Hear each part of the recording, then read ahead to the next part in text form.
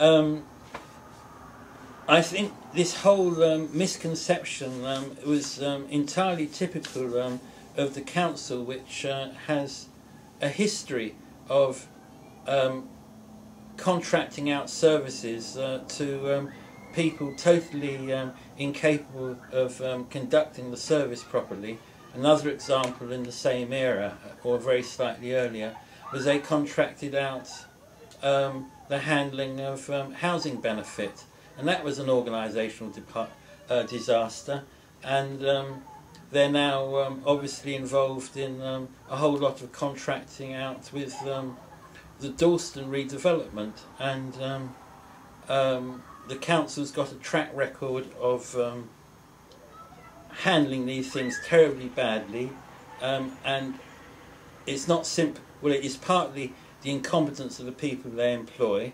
It's even more significantly is the fact that there's no comeback. If you're a council employee at that level, you're safe for life. Doesn't matter how badly you screw up, you still get promoted.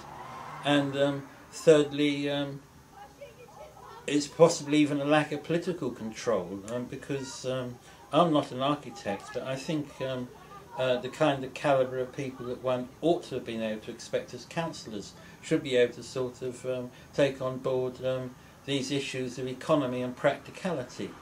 After all, most of the councillors are householders. They actually know about the cost of maintaining a structure, because they're actually engaged with the question of the cost of maintaining the homes they live in. You know, without being an architectural expert, and I dare say an expert might actually argue against me, I think a lot of the problems, the structural problems, involve things which were bound to involve not necessarily a construction problem, but ultimately over 10, 15, 20 years, a maintenance problem.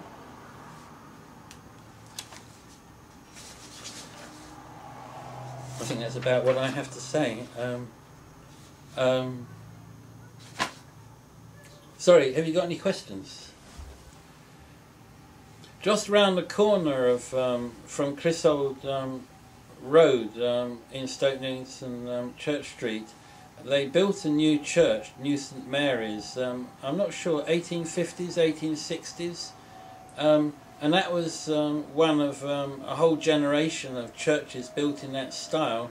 And I don't know specifically whether that church was in budget, but it was quite a common thing for the churches built in that era to be built within the projected budget. And when you look at it, bearing in mind how high the steeple is, and the extent of glass, and the distribution of loads with these huge windows and the high roof, and the span across the nave of the church, these are major projects. They might be banal, they might sort of resemble each other, but bearing in mind that each one is built in a different place with different problems of the foundation and the nature of the soil it's constructed on, these aren't simple garden shed things. These are major architectural projects, and it was just assumed in those days that these would either come within or very little over budget. And one wonders why this doesn't seem to be possible nowadays.